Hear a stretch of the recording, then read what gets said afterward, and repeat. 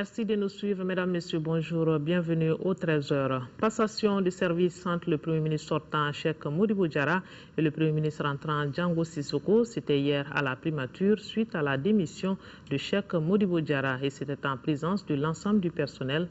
Mahamadou Doumbia y était également son reportage. 72 heures après sa démission, le Premier ministre sortant, Cheikh Modibo Diarra, a rendu le témoin au Premier ministre rentrant Django Sissoko. Cette cérémonie s'est déroulée en deux phases. Une première dans les bureaux, hors caméra et sans micro, et une seconde devant l'ensemble du personnel de la primature. Elle aura marqué les esprits par sa solennité, l'émotion et l'humilité. Vous avez servi votre pays à mes côtés. Vous m'avez soutenu. Seul Dieu ne se trompe pas. Et je ne suis pas un Dieu, j'ai dû me tromper. Et si ces erreurs que j'ai commises ont causé des torts à certains d'entre vous, qu'ils m'excusent définitivement, ça n'a jamais été fait exprès. Les missions n'ont pas changé, elles sont toujours les mêmes. Il s'agit de libérer le pays, de recouvrer l'intégrité de notre pays, de conserver sa laïcité. Il s'agit en fait d'organiser des élections crédibles et transparentes. Même après son départ, Cheikh Modibo Diarra se dit toujours prêt à collaborer, à travailler pour l'intérêt de notre pays. Pour ce qui me concerne, avant d'être Premier ministre du Mali, j'ai travaillé tant que je pouvais pour mon pays. Et en n'étant plus Premier ministre dans une minute où la passation est déjà faite, je continuerai de travailler pour mon pays avec les mêmes efforts et la même détermination. Message reçu 5 sur 5 pour la simple raison que les deux personnalités gardent toujours le sens de la continuité, car seul compte d'abord le Mali. Il faut que nous nous rassemblions. Il faut que nous regardions dans la même direction lorsqu'il s'agit de l'intérêt du pays. Si nous sommes unis, rassemblés, animés par les mêmes convictions, je suis sûr que nous relèverons très rapidement les défis auxquels notre pays est confronté aujourd'hui. Tout en souhaitant bonne chance à Cheikh Modibo Diarra, le Premier ministre Django Sissoko lui a rappelé toute sa disponibilité et que l'administration malienne reste toujours la sienne. Je souhaite simplement que chacun de vous, comme il l'a toujours fait, continue à servir loyalement, non pas le Premier ministre, mais le pays. Cette cérémonie de passation s'est terminée par des bénédictions, des séances photos, des souvenirs, comme pour dire que la vie continue et on reste toujours ensemble. 1007 milliards de francs CFA, c'est le projet de budget national de la loi des finances pour 2013. Compte tenu de la situation du pays, ce budget connaît un recul de 54 milliards de francs CFA. Le président de la Commission des finances de l'économie, du plan et de la promotion du secteur privé nous explique dans ce reportage de Garibou Pirou. L'Assemblée nationale a déjà finalisé le projet budgétaire national de loi des finances 2013. Ce projet budgétaire, qui n'attend que la plénière pour être validé et officialisé, prévoit en dépenses 1007 milliards de francs CFA, 953 milliards en recettes. Outre les services qui sont à la base de la prévision budgétaire, l'Assemblée nationale a écouté d'autres départements dans le contexte de la situation actuelle du pays. Le projet de loi finances 2013 ont été faites et même terminées à date. Depuis une semaine maintenant, nous avons fini toutes les écoutes et elles ont duré 3 semaines. Nous avons écouté tous les services d'assiette des départements, exceptionnellement cette fois, département de la défense, de la sécurité, de l'intérieur, de la décentralisation. En termes de projet, on sait qu'on a un budget de 1007 milliards. En dépenses, c'est le plus grand nombre, et de 954 milliards en recettes. Donc nous allons vers un déficit de 53 milliards. En termes d'amendement, l'Assemblée nationale a fait plusieurs propositions sur le projet budgétaire de loi des finances 2013. Ces propositions d'amendement ont été approuvées sans débat par les différents départements ministériels. Les écoutes nous ont amenés a proposé des amendements. Nous avons 17 propositions d'amendements. Autant la loi fait l'objet d'un vote, autant les amendements font l'objet d'un vote. D'ailleurs, je peux dire, on n'a pas fait le débat, mais ces amendements ont été suffisamment partagés avec les ministères responsables du budget, notamment le ministère de l'économie et des finances. À l'issue des travaux d'une session budgétaire relative au projet de loi des finances, l'Assemblée nationale a noté, contrairement aux années précédentes, des reculs budgétaires. Notre budget, il faut dire qu'il a pris un grand recul. Nous étions en 2012 à 1400 milliards. Le rapport final du projet budgétaire national 2013 reste donc sur la table de l'Assemblée nationale qui attend maintenant la plénière pour le valider.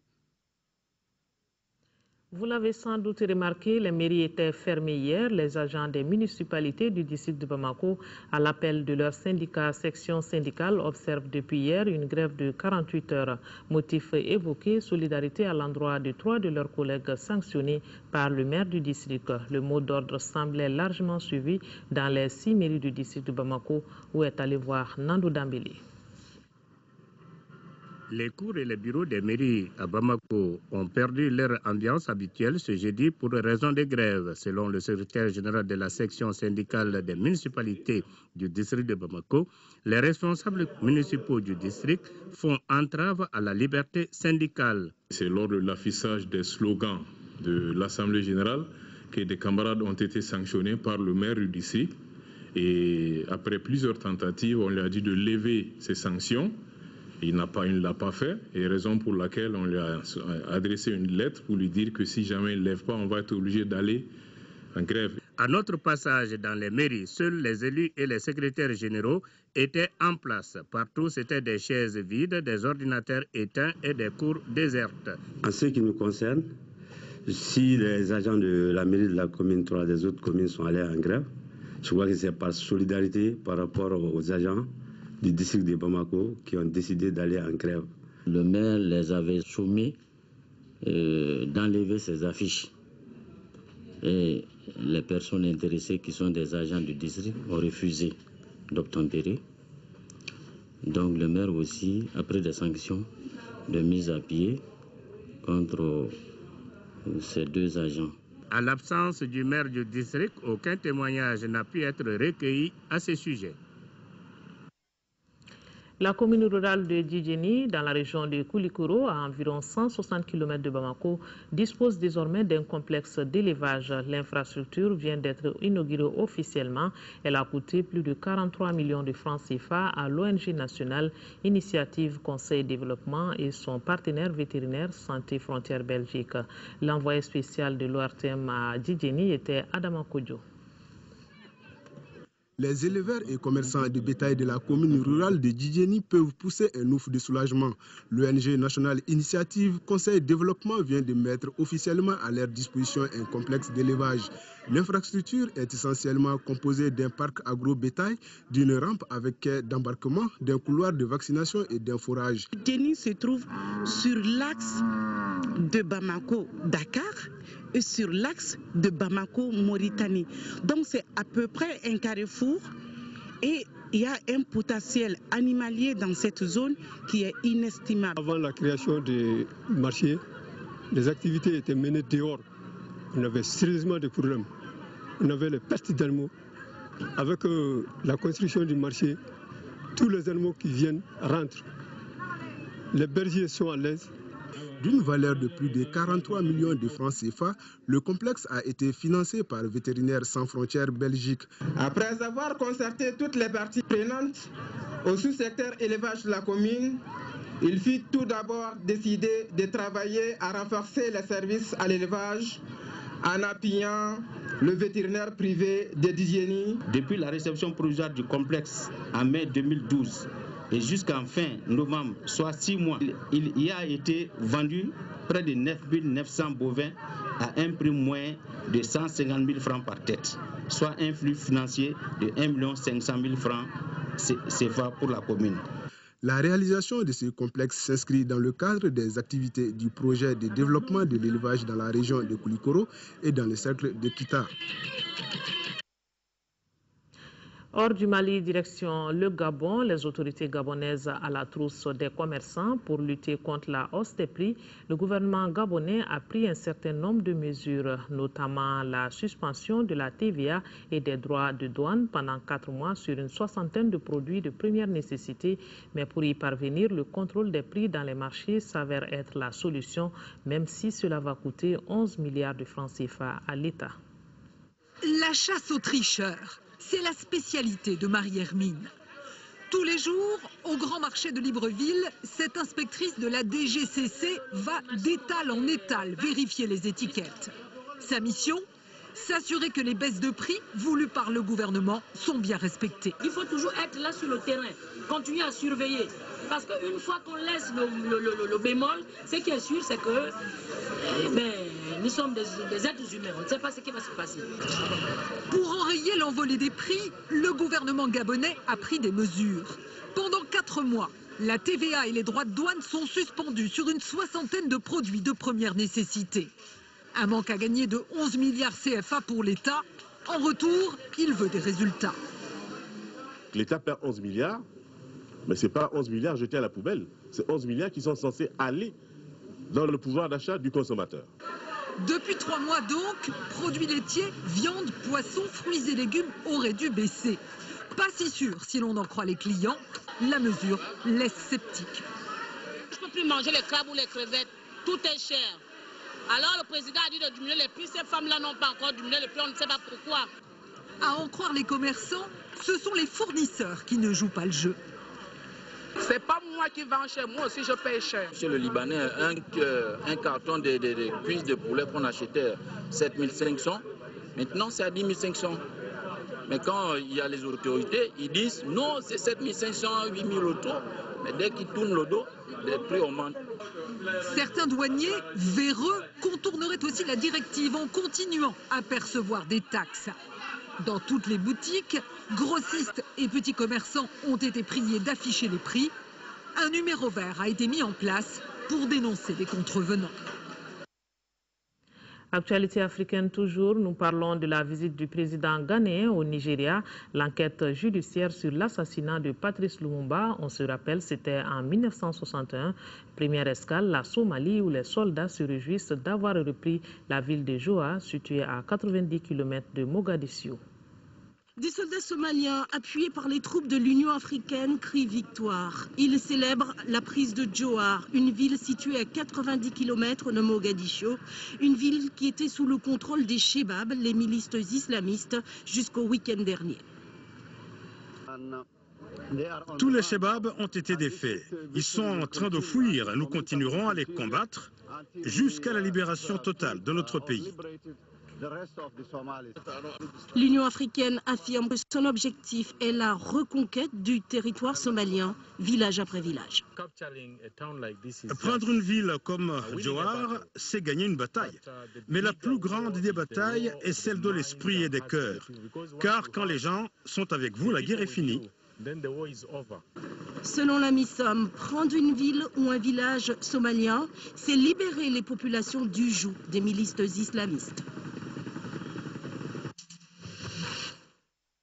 À peine élu, le président ghanéen en visite chez le voisin nigérian, en route vers la Guinée équatoriale. Pour un sommet entre l'Union européenne et les ACP pour Afrique, Caraïbes, Pacifique, John Dramani Mahama est allé mercredi à la rencontre de Goodluck Jonathan.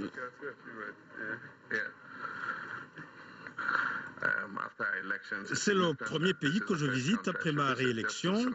Il s'agit de renforcer les relations qui unissent nos deux pays. Parmi les questions évoquées, la panne qui affecte un pipeline ouest-africain dont Accra dépend pour son alimentation en gaz. Certains acteurs belges de l'époque. En novembre 2010, le gouvernement belge s'était solennellement excusé. Dans les événements qui ont conduit à la mort de Patrice Lumumba. La Belgique va plus loin aujourd'hui avec l'annonce d'une enquête judiciaire. Le parquet fédéral de Bruxelles autorise les tribunaux du royaume à poursuivre les personnes soupçonnées d'avoir participé à l'assassinat de Patrice Emery Lumumba en 1961.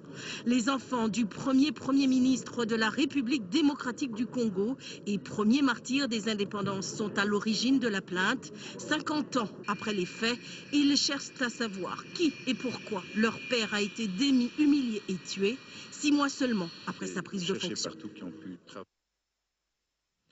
Musique à présent, la chanteuse béninoise Zeynab participe au festival Cotonou Couleur Jazz, une occasion pour elle de partager son expérience avec les jeunes élèves en musique. Pour rappel, Zeynab est née en Côte d'Ivoire. Zeynab est l'une des grandes voix du Bénin. Il était normal qu'elle participe à la première édition du festival Cotonou Couleur Jazz. 10 ans de carrière, 3 albums pour cette jolie chanteuse qui aime le contact avec le public. C'est toujours important pour moi de monter sur scène parce que je viens m'exprimer, je viens faire quelque chose, voilà, c'est mon boulot et puis il faut que je sois au point. Donc voilà, il y a toujours ce petit stress là qui est là. Et puis la joie de monter sur scène à chaque fois parce que j'aime chanter, j'aime ce que je fais. Mais ce que Zeynab aime surtout, ce sont les rencontres, comme ici avec l'artiste ougandais Geoffrey Oryema. Moi je m'appelle Zeynab. Vous êtes un artiste de talent et je pense que c'est la raison pour laquelle vous êtes là. Nous, on est heureux de partager la scène avec vous. Hein.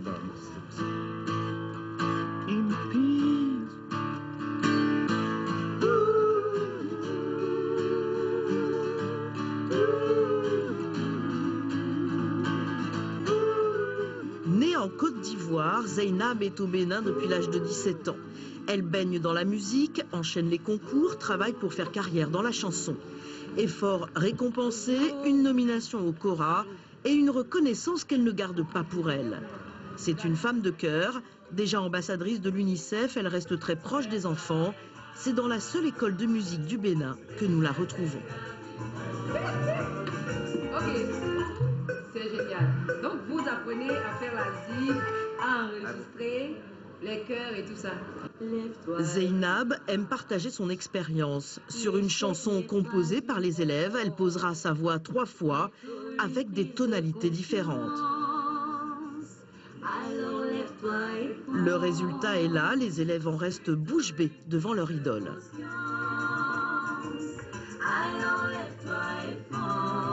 Avec Zeynab, on a beaucoup d'inspiration, on a envie de faire de la musique. Parce qu'elle chante suisse. J'aime son feeling. J'aime aussi la manière dont elle aide les enfants, tout et tout. J'aime bien.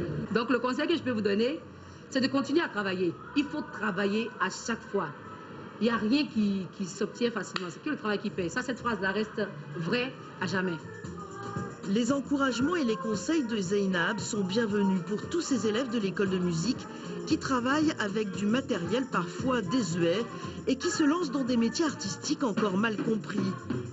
La visite de Zeynab à l'école de musique restera sans aucun doute gravée dans la mémoire des enfants.